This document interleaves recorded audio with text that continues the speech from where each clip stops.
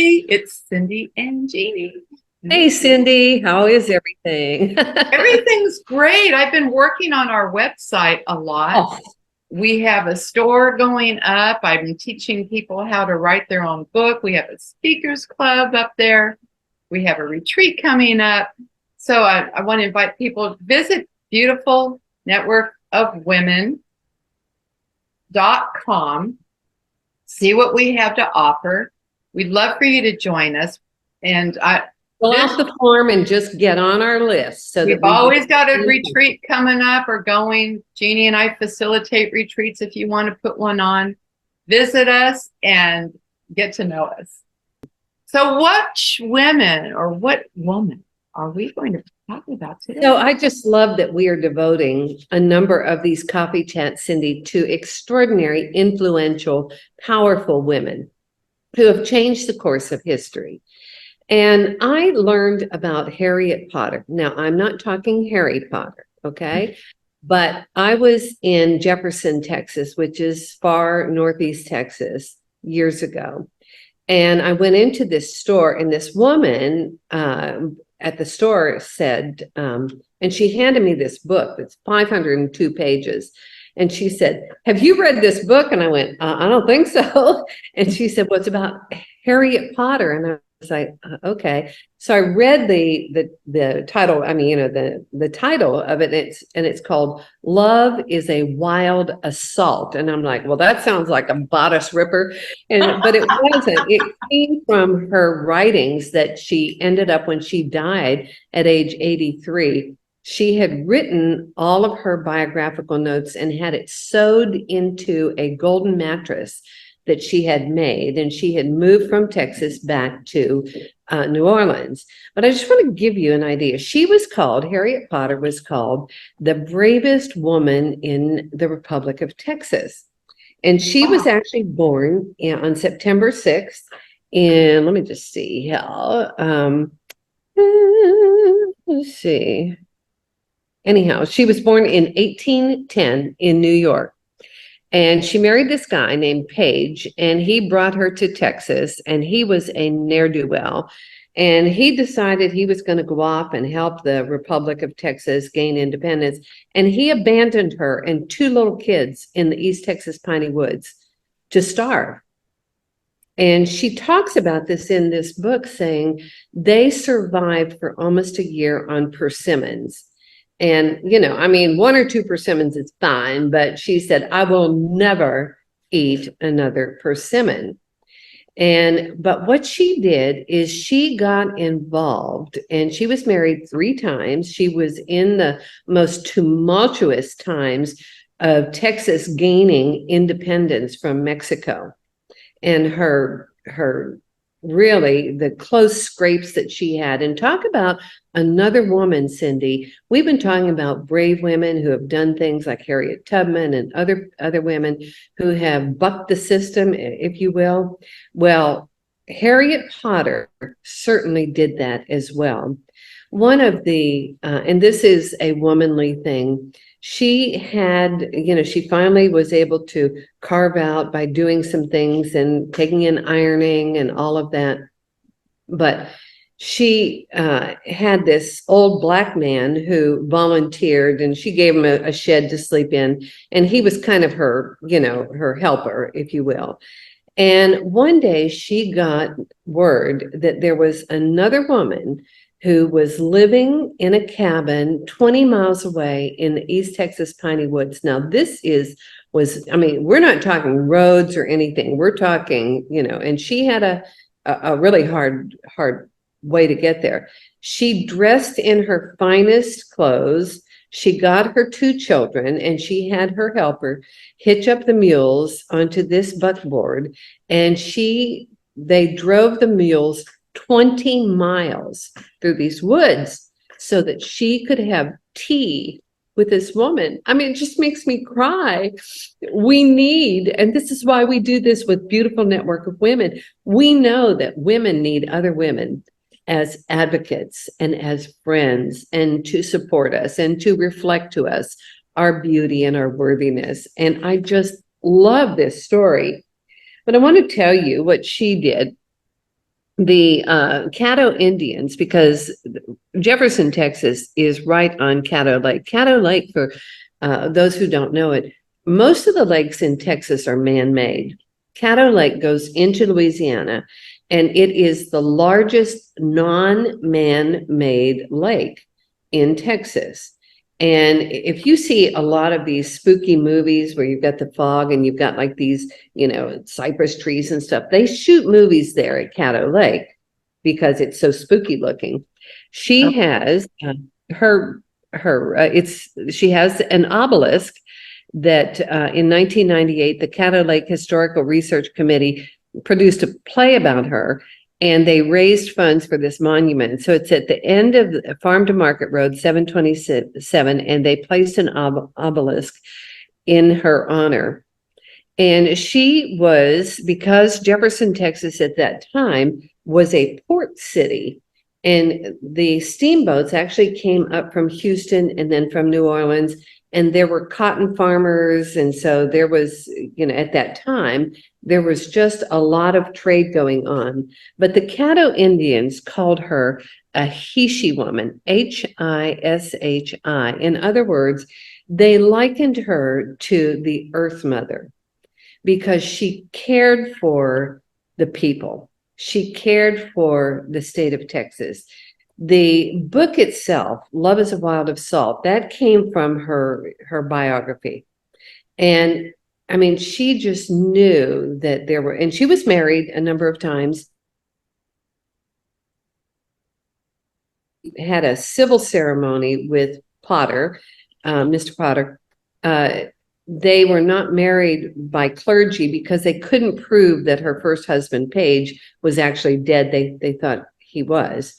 But they couldn't prove it. But when he died, and the way he died is very interesting because he was part of they had two more children, but he was elected, Potter was elected to the Texas Senate, and everything was going along well until he got involved in the regulator-moderator war. And the feud had its beginnings in the fraudulent land dealings along the Texas-Louisiana border. Imagine that. And in March of 1842, his home and their home was surrounded by regulators, and he was killed trying to escape.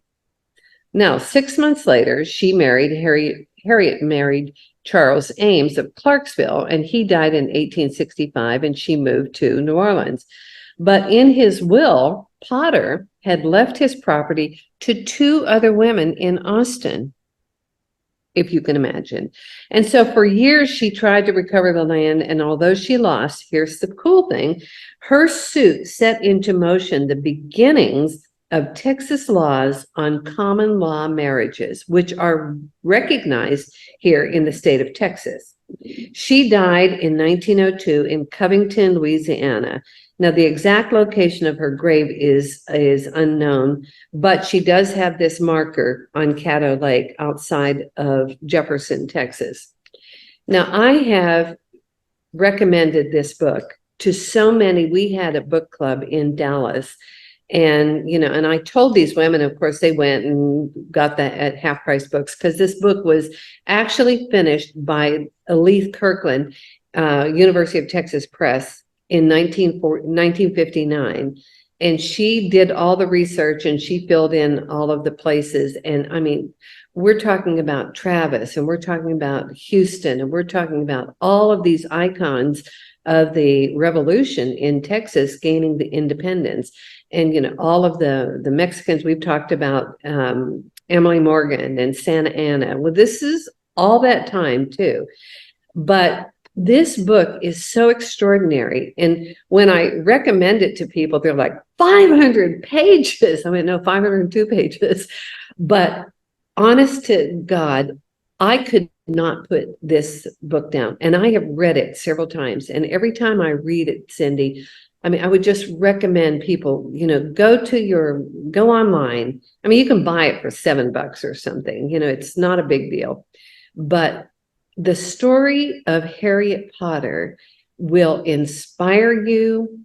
It will put a ramrod in your back going, I know that, and we've talked about this too. Freedom is so precious. we want to be free. Emily had been a slave. Harriet Tubman had been a slave. Other people were captured. And, for all intents and purposes, Harriet Potter was a slave to just being left in the middle of the woods with 2 kids and left to die. And so when you know the value of freedom and you know your own power, there is just no stopping you. And so I would just, I love this book. And there's actually a play, and there's a Harriet Potter Theater in Jefferson, Texas. I have not seen the play, but they do reenactments. And it's on my bucket list to go back and to go to that theater and to see what they do with her story. Jefferson, Texas, when we first moved to East Texas, was my favorite go-to place. Mm-hmm. I used to go all the time. I took the kids up to Caddo Lake and hike up there all the time. And it was one of the biggest ports. In fact, at one time, Jefferson, Texas was way bigger than Dallas. Yes. But I think it's Goldman or something like that. He wanted all of this land there in Jefferson for free. And Jefferson said no. And so he blew up the dam. And when he blew up the dam, then the seaport went away because it was a natural dam. Mm-hmm. And they've never rebuilt it. But I will tell you this, they do have, or at least they did have when I was there, several paddle wheel boats that they have moved into Caddo Lake there. And interestingly, I took a ride on one of the paddle wheel boats that was captained by the only female paddle wheel pilot in the whole system of the Delta Queen Steamboat Company. Oh, no kidding. She and her husband each piloted a different paddle wheel boat. So I don't know if that's still going on because this has been over 25 years. Is it close to Lake of the Pines? No, it's Caddo Lake. Yeah, Lake of the Pines isn't too far from there. Yeah, my other favorite go-to place was Lake. I know. Like Jefferson, Texas. This is Caddo Lake, Jefferson, Texas is such a cool place because it's still historically intact. Mm-hmm. They've got a beautiful house there called the Four Seasons. It's a wonderful place, and they haven't changed it much. It's still, you feel like you're going back in time. And you can go stay at antebellum homes that are bed and breakfast or Airbnbs, I'm sure by now. Wow. But it is, as you say, it's just like stepping back in time. It is. But to understand that this was, it wasn't the birthplace of Harriet Potter, but it was where she became who she was. And then she moved down into Texas, into Austin and Houston and other places when all of the battles were raging. And she supported people who were in the Texas Senate and who were signing the Declaration of Independence and all of this. It's a wonderful story about a real woman. And I'm just so glad that we had an opportunity today to talk about Harriet Potter. I have a question for you. Where was that mattress and how did they find it?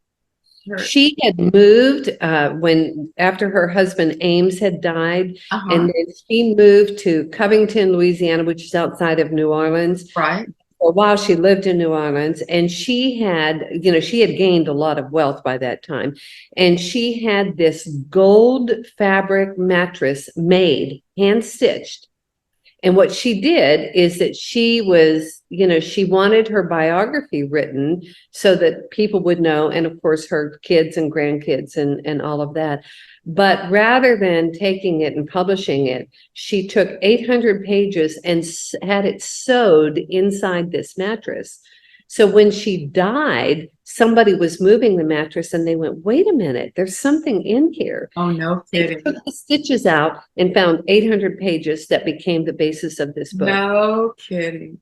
Isn't that a great story? I love that. So on that note, before we say goodbye, I just want to say, if you go to Beautiful Network of Women and you go to our speakers page, there is a whole tutorial on how to write your own book. Every woman has a story in them. And if you don't think of it as a bestseller or on the New York Times, think of it as your legacy to your family, and your grandchildren. I mean, wouldn't you love to have a book written by your grandmother, your great grandmother, their mother, and their Mother, mother, and their God's. generations back, generations back. So go write your book, ladies. And Cindy is, she's the author of 19 books. I only have 4, but anyhow, but 19 books. She knows what she's doing, and it walks you through the entire process, how to write it, how to format it, how to put it in Word, how to upload it to be published on Amazon. I mean, it's all there. It's all free. So take advantage of this. Cindy, thank you again for another wonderful conversation. Mwah! And I'll see you the next time. Yes, ma'am.